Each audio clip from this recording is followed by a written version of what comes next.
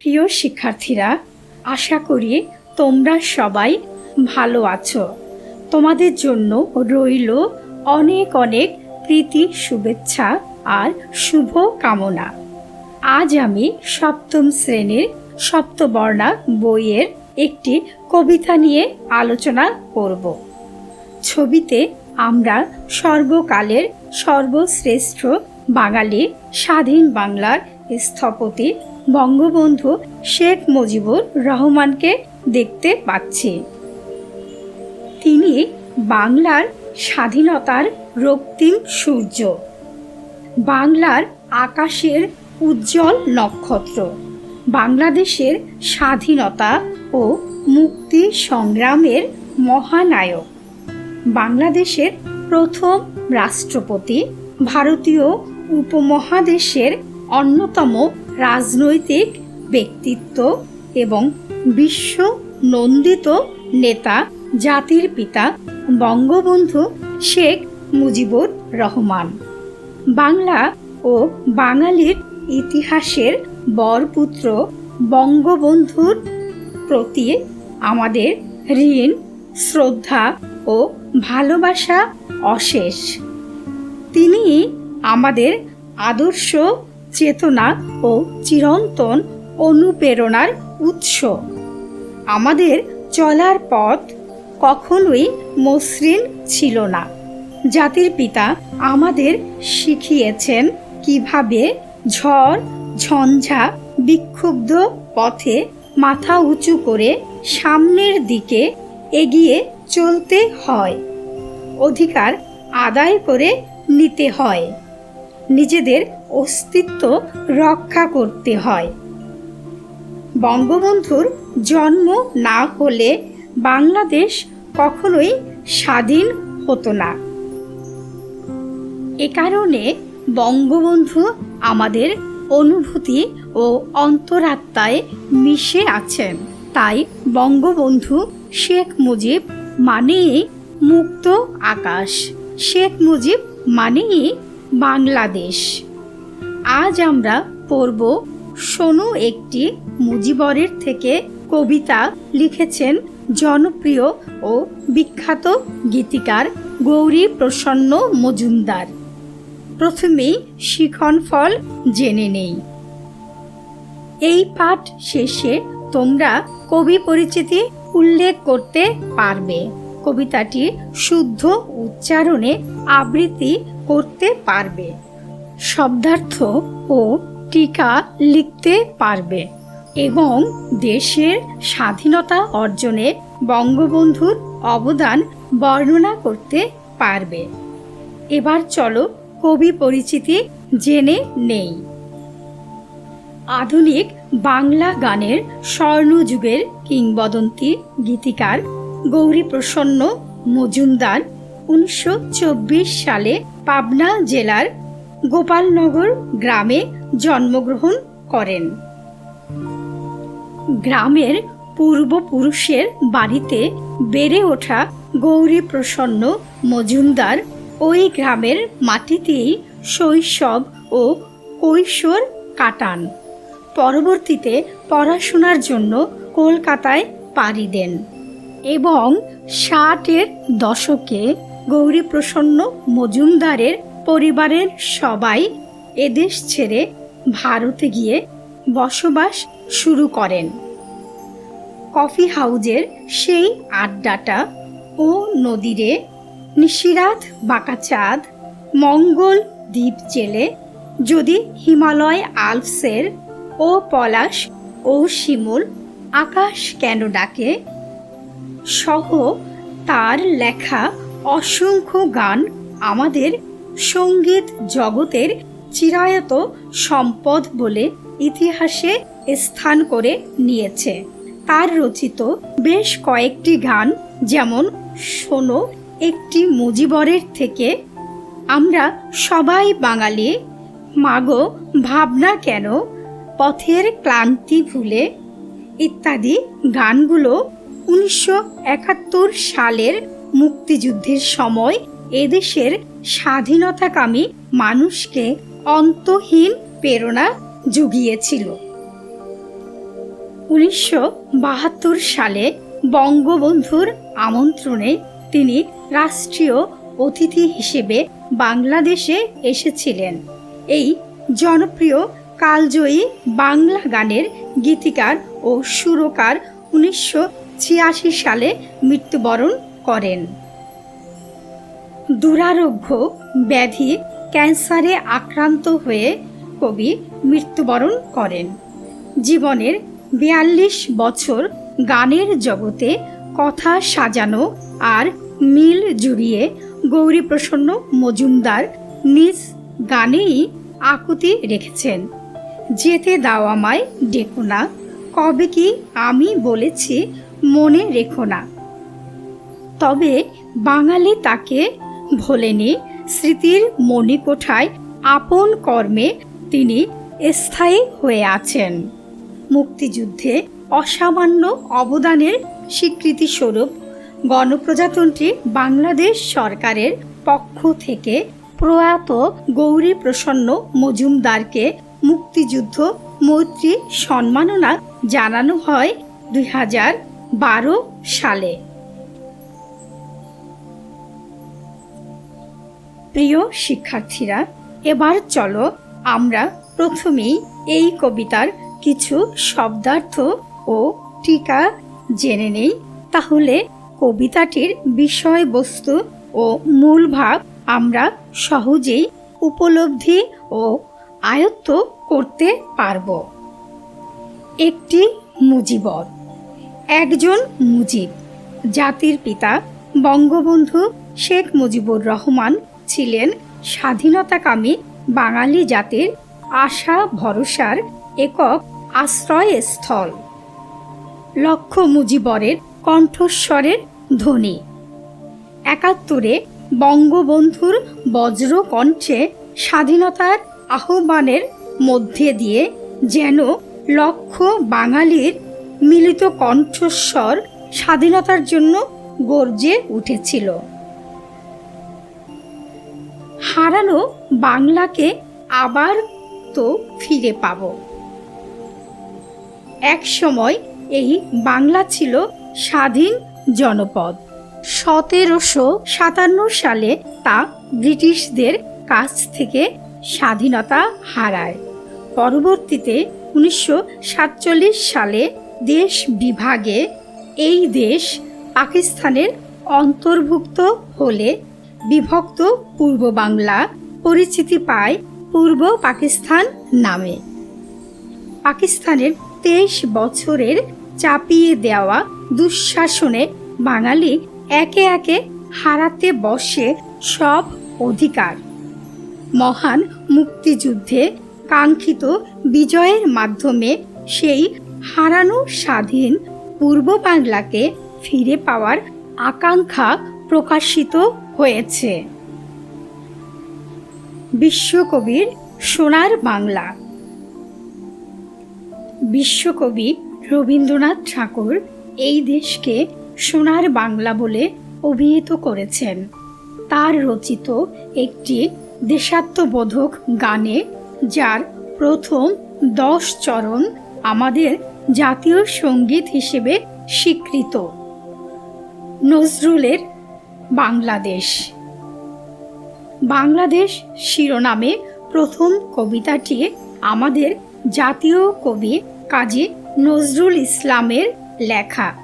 তার কবিতা, সঙ্গীত ও প্রবন্ধে বাংলা ও বাঙালির মুক্তির কথা উচ্চারিত হয়েছে বারবার। মহান মুক্তিযুদ্ধে নজরুলের উদ্দীপনামূলক লেখাগুলো ছিল আমাদের অন্তহীন প্রেরণার উৎস। জীবনানন্দের রূপসী বাংলা। নিসর্গের কবি জীবনানন্দ দাশ বাংলার প্রকৃতির অনিন্দ রূপ সৌন্দর্য চিরায়ত মহিমায় উপস্থাপন করেছেন তার রূপসী বাংলা কাব্য গ্রন্থে। জয় বাংলা বলতে মন রে আমার এখনো কেন ভাবো। পাকিস্তান বিরোধী সকল আন্দোলন সংগ্রামে জয় বাংলা স্লোগানেই প্রকম্পিত হতো সারা দেশ। জয় সুনিশ্চিত ও অবশ্যম্ভাবী জেনে দ্বিধাহীন চিত্তে এই একটি স্লোগানেই সংযুক্ত হয়েছিল সমগ্র বাঙালি জাতি। জাতির পিতা বঙ্গবন্ধু শেখ মুজিবুর রহমানের জীবনব্যাপী সংগ্রামের একমাত্র লক্ষ্যই ছিল তার দেশবাসীর জন্য স্বাধীনতা এনে দেয়া। তার অবিচল সাধনার পথে তিনি প্রতি মুহূর্তে সৃষ্টি করেছেন ইতিহাস। উচ্চতায় সুবিশাল এই মানুষটি বাঙালি জাতিকে মুক্ত করতে গিয়ে প্রতিদিনই সৃষ্টি করেছেন ইতিহাস এবং আমাদের পৌঁছে দিয়েছেন এক অনন্য উচ্চতায়। 1971 সালে এদেশের বিভিন্ন শ্রেণী পেশার মানুষ ও সাধারণ মানুষ বঙ্গবন্ধুর আদর্শে উজ্জীবিত হয়ে বঙ্গবন্ধুর আহ্বানে সাড়া দিয়ে প্রিয় মাতৃভূমিকে শত্রুমুক্ত করার জন্য দীর্ঘ 9 মাসের মহান মুক্তিযুদ্ধে প্রত্যক্ষ সংগ্রামে জীবনের মায়া ত্যাগ করে ঝাঁপিয়ে পড়েছিলেন। সবশেষে 1971 সালের 16ই ডিসেম্বর এদেশের মানুষের অনেক ত্যাগ তিতিক্ষা সংগ্রাম এবং 30 লক্ষ মানুষের এক সাগর রক্তের বিনিময়ে আমরা পেয়েছি বহু কাঙ্ক্ষিত আমাদের হারানো সেই স্বাধীনতা। কবিতা আলোচনার শুরুতেই বিনম্র শ্রদ্ধা ও গভীর কৃতজ্ঞতা জানাই জাতির জনক বঙ্গবন্ধু শেখ মুজিবুর রহমানকে। একই সাথে প্রত্যক্ষ ও পরোক্ষভাবে মহান মুক্তিযুদ্ধে অংশগ্রহণকারী সকল বীর বাঙালিদের প্রতি রইল আমার অগাধ শ্রদ্ধা ও সীমাহীন কৃতজ্ঞতা। প্রিয় শিক্ষার্থীরা, চলো প্রথমেই আমরা কবিতাটি শুনে নেই। শোনো একটি মুজিবরের থেকে কবিতাটি লিখেছেন গৌরী প্রসন্ন মজুমদার। শোনো একটি মুজিবরের থেকে লক্ষ মুজিবরের কণ্ঠস্বরের ধ্বনি প্রতিধ্বনি আকাশে বাতাসে ওঠে রনি। বাংলাদেশ আমার বাংলাদেশ, সেই সবুজের বুক চেরা মেঠো পথে আবার যে যাব ফিরে, আমার হারানো বাংলাকে আবার তো ফিরে পাব। শিল্পে কাব্যে কোথায় আছে হায়রে এমন সোনার খনি। বিশ্বকবির সোনার বাংলা, নজরুলের বাংলাদেশ, জীবনানন্দের রূপসী বাংলা, রূপের যে তার নেইকো শেষ বাংলাদেশ। জয় বাংলা বলতে মন রে আমার এখনো কেন ভাবো, আমার হারানো বাংলাকে আবার তো ফিরে পাব। অন্ধকারে পূব আকাশে উঠবে আবার দিনমণি। প্রিয় শিক্ষার্থীরা, চলো এবার আমরা কবিতাটির বিস্তারিত আলোচনায় যাই। শোনো একটি মুজিবরের থেকে কবিতাটি লিখেছেন বিখ্যাত সুরকার গৌরী প্রসন্ন মজুমদার।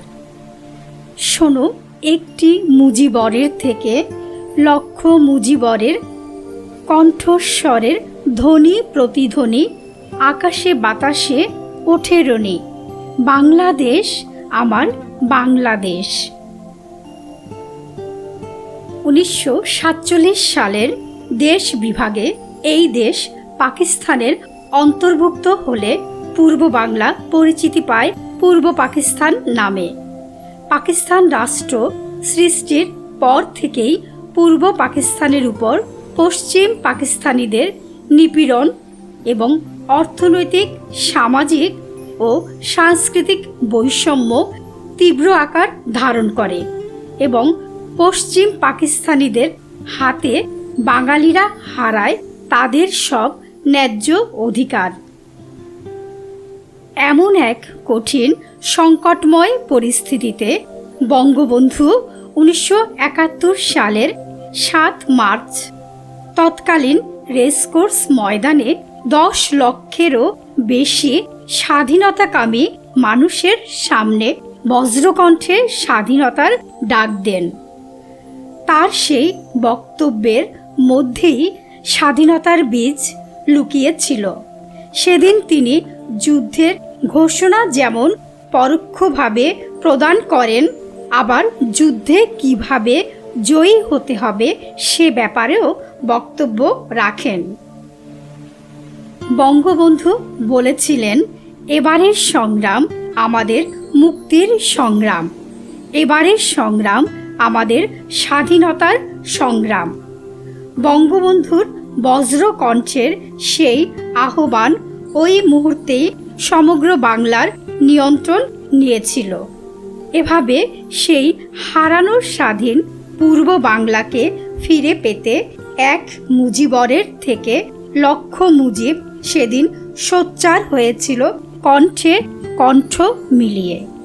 বাংলার আকাশ বাতাস প্রকম্পিত হয়ে সেই আহ্বান ছড়িয়ে পড়েছিল এক প্রান্ত থেকে অন্য প্রান্তে।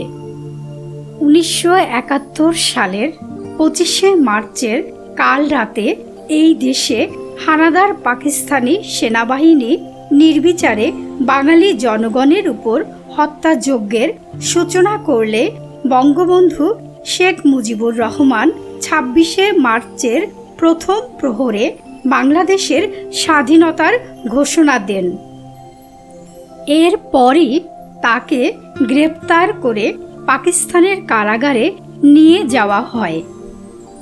বঙ্গবন্ধুর স্বাক্ষরিত স্বাধীনতার ঘোষণা বার্তাটি তৎকালীন ইপিআরের ট্রান্সমিটারের সাহায্যে চট্টগ্রামে প্রেরণ করা হয়।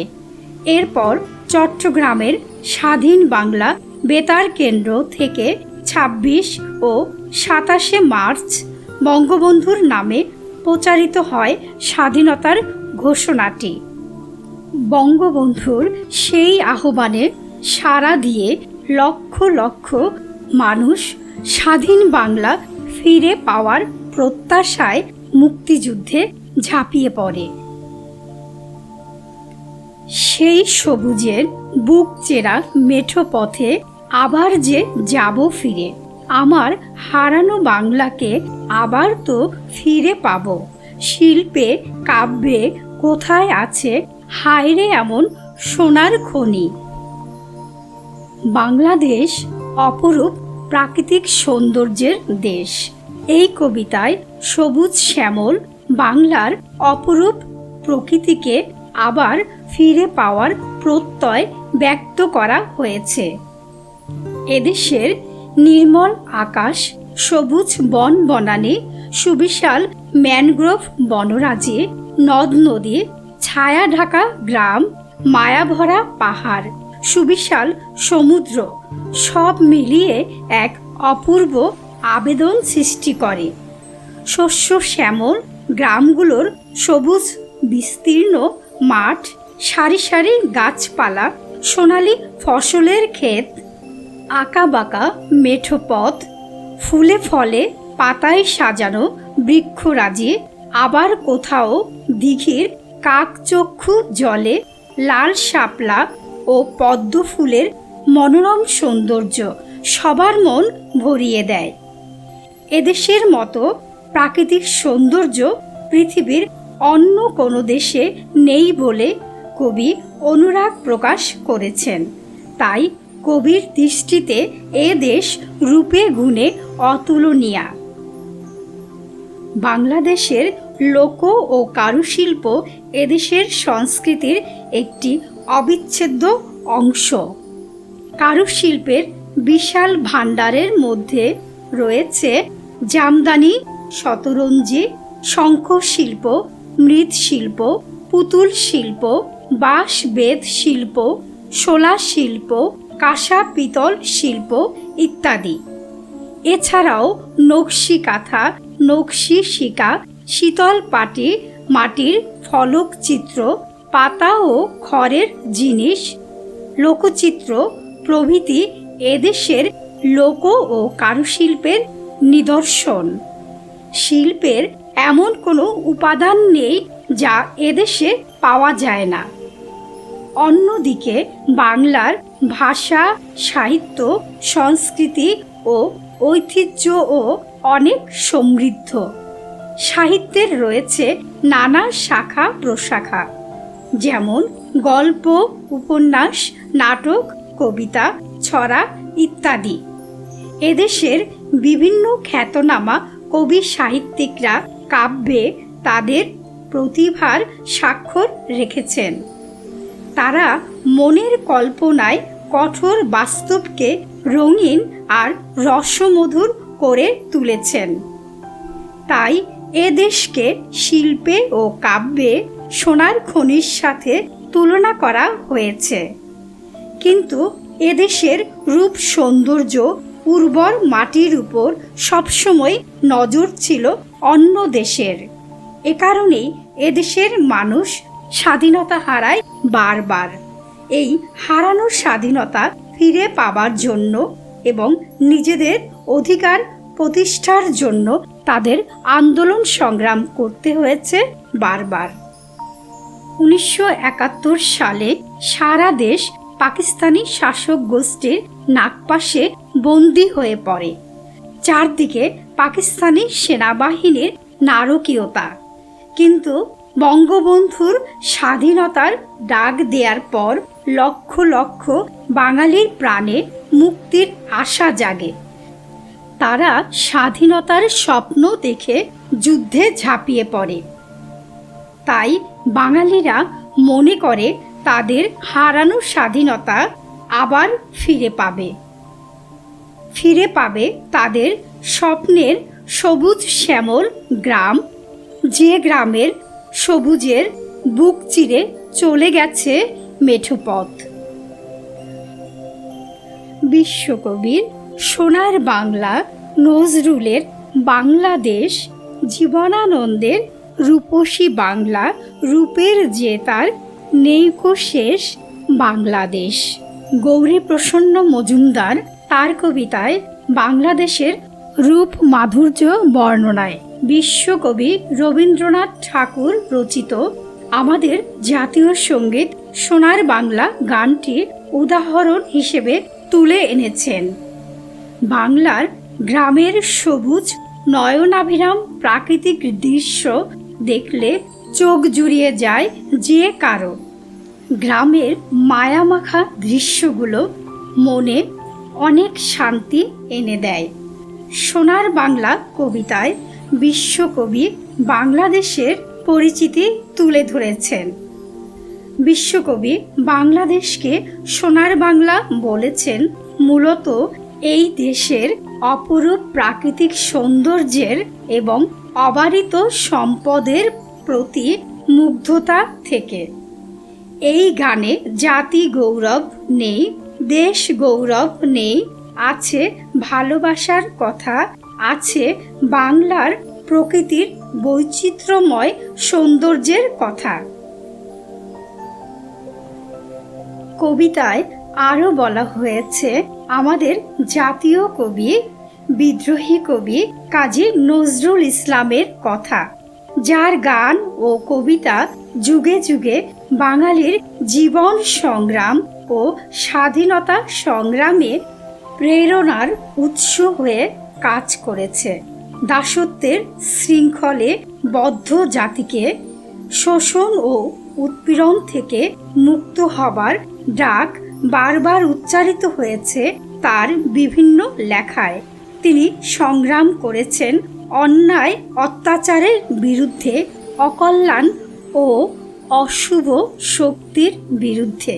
তার সাহিত্যকর্মে প্রাধান্য পেয়েছে মানুষের প্রতি তার অসীম ভালোবাসা আর মানুষের মুক্তির আকাঙ্ক্ষা। কাজী নজরুল ইসলামের উদ্দীপনামূলক লেখাগুলো এদেশের মুক্তিকামী মানুষকে সংগ্রামে উদ্বুদ্ধ হতে অনুপ্রেরণা জুগিয়েছে। তার বাংলাদেশ কবিতায় বাংলাদেশের প্রাকৃতিক সৌন্দর্যের বর্ণনা করে বলেছেন, নম নম নম বাংলাদেশ মম চির মনোরম চির মধুর। কবিতায় কবি গৌরী প্রসন্ন মজুমদার আরও বলেছেন রূপসী বাংলার কবি জীবনানন্দ দাশের কথা।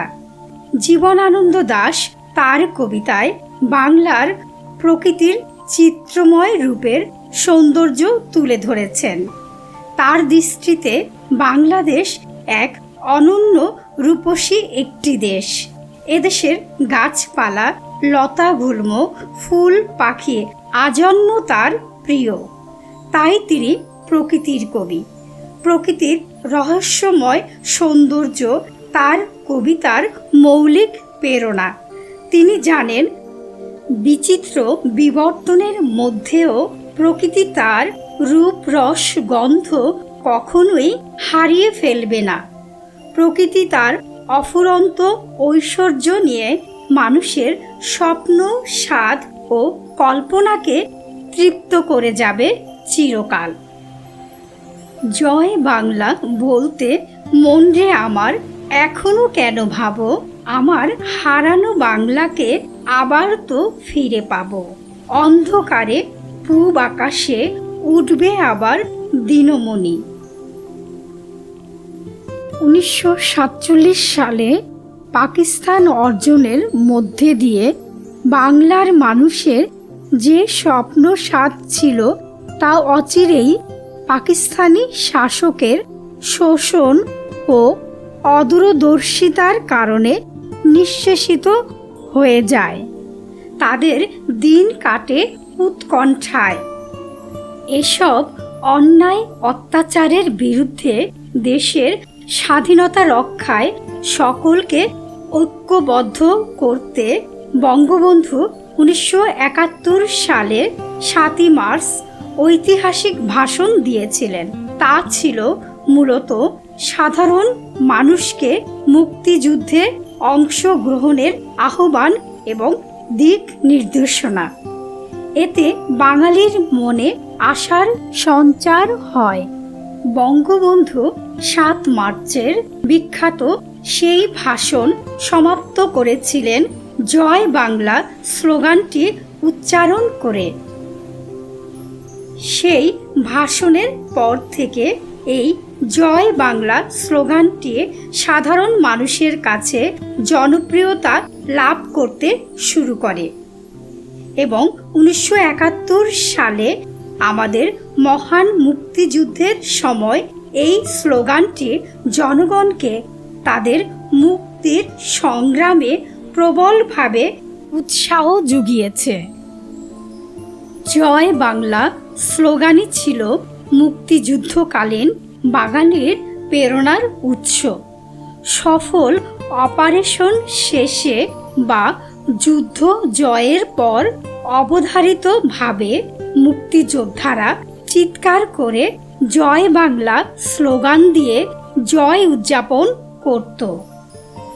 বাঙালি জয় বাংলা স্লোগানকে বুকে ধারণ করে বাংলার অতীত ইতিহাস, গৌরব ও মর্যাদাকে ফিরিয়ে আনতে বদ্ধপরিকর। কবিতাটি আমাদের 1971 সালের মুক্তিযুদ্ধের শুরুতেই লেখা। তাই কবি বলেছেন, মহান মুক্তিযুদ্ধে কাঙ্ক্ষিত বিজয়ের মধ্যে দিয়ে আমরা আমাদের সেই হারানো স্বাধীন বাংলাকে আবার ফিরে পাব। এভাবে হারানো বাংলাকে ফিরে পাওয়ার মধ্যে দিয়ে বাংলায় পরাধীনতার অন্ধকার কেটে গিয়ে পূব আকাশে উঠবে স্বাধীনতার নতুন সূর্য। স্বাধীন হবে বাংলা ও বাঙালি। মুক্তিযুদ্ধের দীর্ঘ 9 মাস বঙ্গবন্ধু কারাগারে বন্দী ছিলেন। তিনি বন্দী থাকলেও তার স্বাধীনতার ডাক কোটি বাঙালির স্বাধীনতার আকাঙ্ক্ষা হয়ে বেজেছে চারদিকে। পাকিস্তান বিরোধী সকল সংগ্রাম আন্দোলনে সারা দেশেই প্রচার করা হতো তার ভাষণ, বক্তৃতা। এছাড়াও 1971 সালে মুক্তিযুদ্ধের শুরুতেই গৌরীপ্রসন্ন মজুমদারের লেখা আলোড়ন সৃষ্টিকারী এই গানটি অন্যান্য দেশপ্রেমের চেতনা জাগানো গানের সাথে পরিবেশন করা হতো স্বাধীন বাংলা বেতার কেন্দ্র থেকে। এসব গান ও বঙ্গবন্ধুর ভাষণ ও বক্তৃতা মুক্তিযুদ্ধের সময় মুক্তিযোদ্ধা সহ স্বাধীনতাকামী সকল মানুষের রক্তে, চেতনায় তা প্রণোদনা জাগাত। সুপ্রিয় শিক্ষার্থীরা, তোমাদের জন্য বাড়ির কাজ হলো বঙ্গবন্ধুর আদর্শকে বুকে লালন করে তুমি কিভাবে নিজেকে যোগ্য নাগরিক হিসেবে গড়ে তুলতে পারবে তার উপর অনুচ্ছেদ লিখে আনবে। তোমরা সবাই অনেক অনেক ভালো থাকবে এবং বাসায় পড়াশোনা করবে। সবাইকে ধন্যবাদ জানিয়ে আজকের মতো এখানেই শেষ করছি।